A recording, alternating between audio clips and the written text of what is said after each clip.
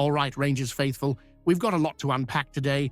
A bold title prediction that could turn the season on its head, transfer sagas heating up with Darius and Isaac Price, Barry Ferguson weighing in on selling one of our stars, and a deep dive into James Tavernier's resurgence and a teammate hitting top form. Buckle up, because this is one you don't want to miss. So, Keith Jackson reckons the Rangers could shake up the whole Premiership table if they win the next 3 matches. That would stick us right back in the thick of the title race, wouldn't it?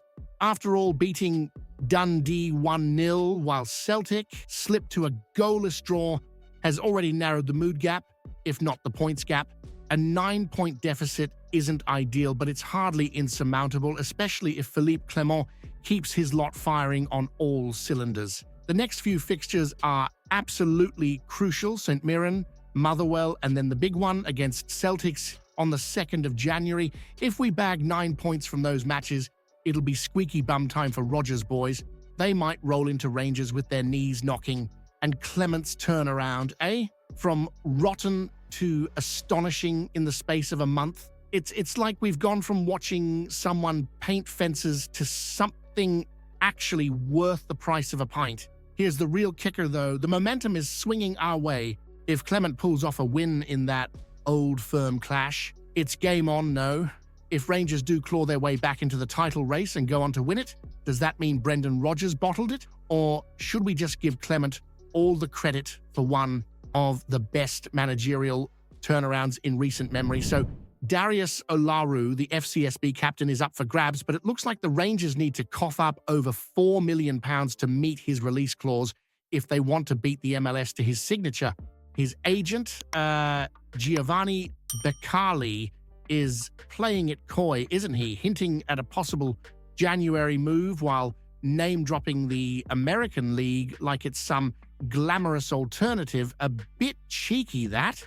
Now, let's not sugarcoat this. Paying over £4 million isn't exactly pocket change for the Rangers, especially with the latest accounts showing a loss of £17 million. But if you want to close the gap with Celtic, you need to spend to compete, don't you? Olaru's 13 goals this season show he's got the end product we're crying out for in midfield. The lad could be a game changer, and meanwhile players like Dowell and Lowry are barely contributing, might as well be holding up the training cones. It's looking like Cyril Desires might be the one to make way to fund this move. Fair enough, he's been about as threatening as a wet weekend in Troon lately, but let's be real, if Clement doesn't land someone like Olaru and bring a proper spark to this squad, it's going to be the same old story. Here's a spicy one for the comments. If the Rangers board don't make this happen, are they holding back Clement from taking us to the next level?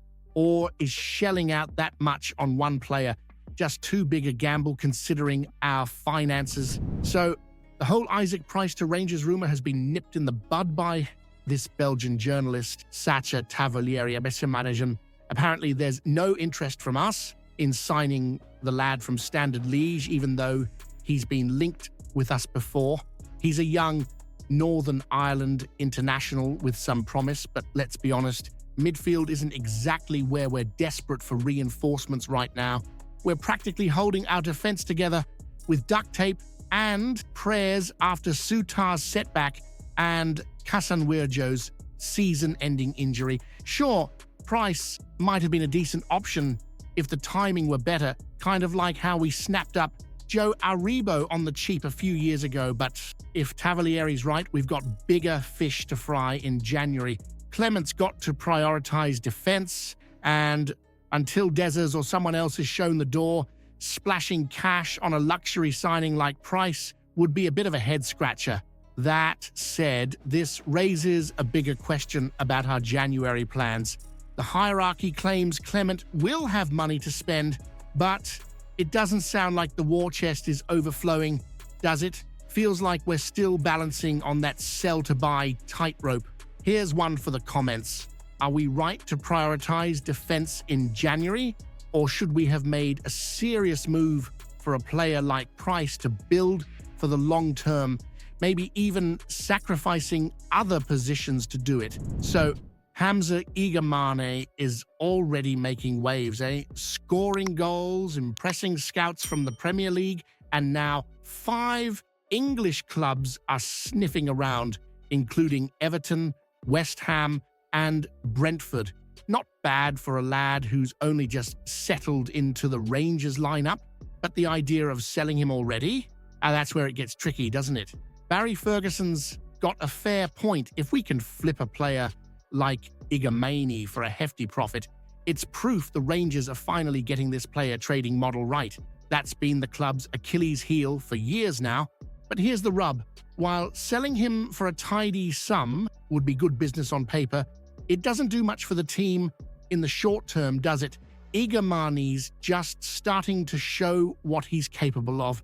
Losing him now would feel like cashing out on a winning bet before the jackpot's even fully paid out. Plus, with this talk of forging a partnership with his old club, AS FAR, we could be setting up a proper pipeline for Moroccan talent. Could be massive for the future. Still, you've got to wonder, should we be holding on to players like Igamane to build a winning squad, or are we right to think about selling when the price is right, even if it weakens the team? Maybe the club needs to decide, are we a selling club or are we chasing titles first? It's good to see some long overdue love for James Tavernier, isn't it? The man's been through the ringer with critics this season, but now he's showing everyone why he's been a key figure for the Rangers for so long. Against Dundee, he was back to his marauding best, pushing high up, creating chances, and looking every bit the leader we know he can be. It might have taken a few injuries to get him a consistent run in the side again, but credit where it's due, he's making the most of it. Václav Černý deserves a shout as well. 10 goals and 6 assists. That's serious business for a winger. His winner against Dundee was pure class, wasn't it? A lightning run, leaving defenders for dead, and then rounding the keeper like he had all the time in the world. James McFadden's right. If Cerny's just getting warmed up, the second half of the season could be a treat. And let's not forget Ianis Hagi, Neil McCann's spot on with his reinvigorated comment. Hagi's been a breath of fresh air since returning, and he's not just playing well himself, he's raising the level of players like Nedim Badrami around him. That's the kind of influence you want in the side. The clean sheet stat is a nice touch too. 4 in a row for the first time since 2021. That's a proper sign of the progress Philippe Clement's making. But here's a juicy one for your next discussion. Has Tavernier proved his doubters wrong, or are we just seeing a flash of his old self while he's still too inconsistent to lead the Rangers into the future? If you haven't seen yesterday's video yet, you're missing out. Explosive news about Rangers that'll leave every fan stunned. Go check it out now.